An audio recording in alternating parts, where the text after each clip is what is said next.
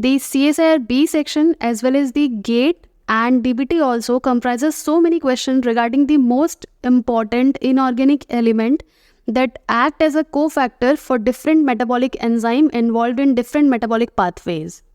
So many times you have seen that question that asks that which is the cofactor of cytochrome oxidase, which is the cofactor of pyruvate kinase, and also the dinitrogenase as well as urease as well as the glutathione peroxidase. So you have to remember that which particular element is acting as a cofactor for that particular enzyme, and you have to memorize it. You can also take a screenshot of this slide and save it in your phone so that you can watch it regularly and so you can memorize it regularly. So for the cytochrome oxidase, the element acting as a cofactor is Cu2+. Copper act as a cofactor for cytochrome oxidase, as well as the ferrous and the ferric ion act as a cofactor for cytochrome oxidase, catalase as well as peroxidase. And this potassium ion is very much important because it acts as a pyruvate kinase cofactor, and the magnesium act as a cofactor for this hexokinase which is involved in the glycolytic pathway, glucose 6-phosphatase as well as the pyruvate kinase. Now the manganese act as a cofactor for arginase as well as the ribonucleotide reductase. The molybdenum act as a cofactor for dinitrogenase, nickel act as a cofactor for urease as well as the selenium act as a cofactor for glutathione peroxidase. And this zinc act as a cofactor for the carbonic anhydrase as well as the ADH, that is alcohol dehydrogenase, and carboxypeptidase A and B. So out of all these elements, the most frequently asked is this manganese, molybdenum, nickel as well as this potassium. You have to remember all of them, but focus on this 4 or this 5 because this is frequently asked, and you can see in the previous year question paper of DBT, GATE or CSIR. So this is the most important. You have to memorize it. Now the second and the most important topic which is asked frequently in the DBT exam only, I have seen many a times that this polysaccharide and the associated glycosidic linkage is asked so many times in very different way. In a very short format question it is asked. I will provide the most important link which is important for the formation of polysaccharide, like starch. Starch is a polysaccharide. It is composed of amylose as well as amylopectin. So DBT or CSIR will ask that amylose monomers are linked through which of the following glycosidic linkage. So it is alpha-1,4 glycosidic linkage, and if you talk about the amylopectin, so along with this alpha-1,4 it has branching in the alpha-1,6, यानी alpha-1,4 के अलावा alpha-1,6 bond भी होता है, branching होता है उसमें, इसीलिए amylopectin is branched structure and amylose is a linear structure.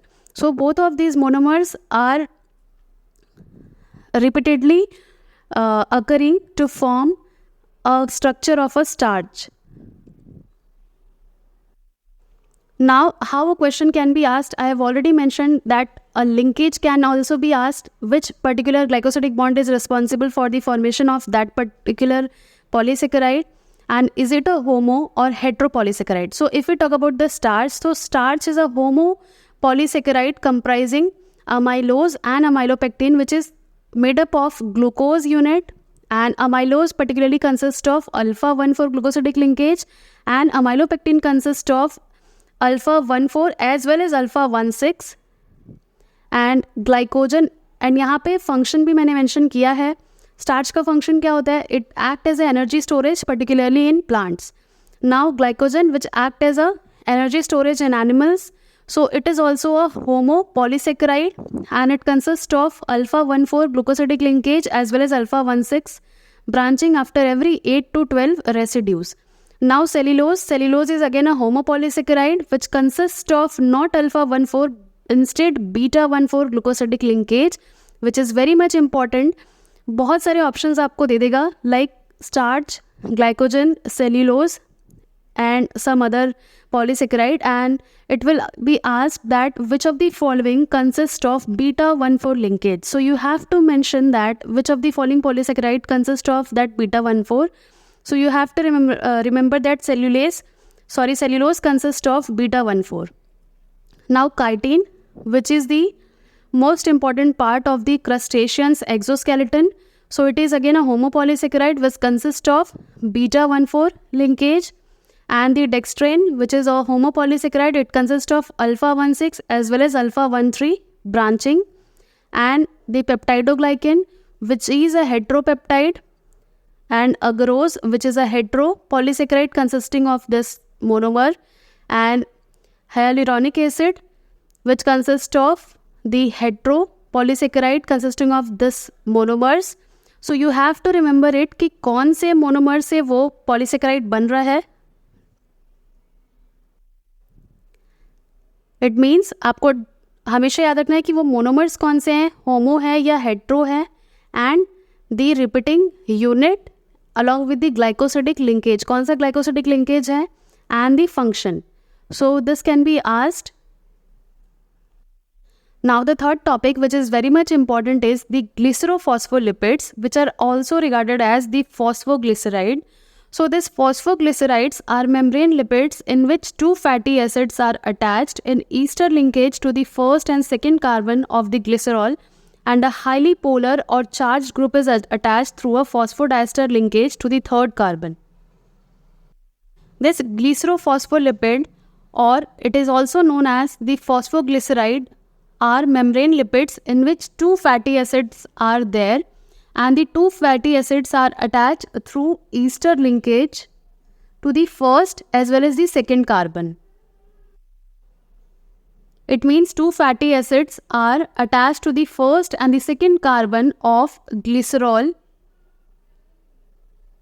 through the ester linkage, and also a highly polar and charged group is attached through a phosphodiester linkage to the third carbon. यानी दो fatty acid attach होते हैं Easter linkage से glycerol के first और second carbon में, and glycerol के ही third carbon में एक पोलर और चार्ज ग्रुप जो होता है वो अटैच होता है थ्रू अ फॉस्फोडाइस्टर लिंकेज. यहाँ पे देख के पता चल रहा है ये फर्स्ट कार्बन में एक सैचुरेटेड फैटी एसिड जो कि पाल्मिटिक एसिड अटैच है, यहाँ सेकेंड कार्बन में एक अनसैचुरेटेड फैटी एसिड जो कि ओलेक एसिड अटैच्ड है, एंड जो थर्ड कार्बन है यहाँ पे जो एक बहुत ही ज़्यादा चार्ज्ड और पोलर ग्रुप अटैच होता है through a phosphodiester linkage. Now this glycerophospholipids are named as derivatives of the parent compound that is phosphatidic acid. यानी कि ये जो X है, X में जो भी यहाँ पे ग्रुप अटैच होगा उसके अकॉर्डिंग इसका नाम पड़ता है. For example फॉस्फेटाइडल Colin and फॉस्फेटाइडल ethanol amine. It means कि फॉस्फेटाइडल कोलिन में जो X है वो कोलिन ग्रुप अटैच हुआ है वहाँ पे, and if you talk about the फॉस्फेटाइडल ethanol amine तो वहाँ पे इथेनॉल एमीन जो है वो अटैच हुआ है. सो इस पे क्वेश्चंस बहुत सारे आते हैं like this important table. If the X is H, यहाँ पे मैं फिर से बता रही हूँ कि ये X के बेसिस पर ही यहाँ पे नेमिंग किया जाता है ग्लिसरोफॉस्फोलिपिड का. यानी अगर ये X H होता है तो it is named as phosphatidic acid, and if it is ethanolamine, that is CH2CH2NH3, it is named as phosphatidal ethanolamine. Phosphatidic acid has a net -1 charge and phosphatidal ethanolamine has a net 0 charge. And if we talk about the phosphatidal choline, so the X is choline, which is mentioned in the formula of X column, and it has a net 0 charge. And phosphatidal serine, which has a serine group in the X and which is a net -1 charge, and phosphatidal glycerol, which has the glycerol as the X and the formula is given in the third column, and the phosphatidal inositol 4,5-biphosphate, so it has this monomer, and the cardiolipin, it has the X, which is phosphatidal glycerol. So you have to remember this X, the structure of X and the net charge on that glycerophospholipid. because this is frequently asked and you should remember this because the question can be solved within a few seconds. Now the fourth important topic of today's video is this glucose transporters in human genome, because you will also agree with me that this transporters question is asked either in the form of a diagram or also in the form of a statement based question. So there are so many transporters along with the function like the GLUT1, GLUT2, GLUT3, GLUT4 and likewise. So the GLUT1 is ubiquitous and GLUT2 is specifically in liver, pancreatic, islet of Langerhans and intestine. GLUT3 is in brain. GLUT4 is in muscle, fat and heart. GLUT4 is so many times asked. बहुत बार ये जो transporters हैं उससे questions आए हैं. So you have to remember that which of the following GLUT is occurring in which of the following tissues where it is expressed. So remember it. Now this was all for today. So hit the like button if you liked today's video, and you can also comment that which topic you want me to make a video on that. Thank you so much for watching and keep learning and keep going.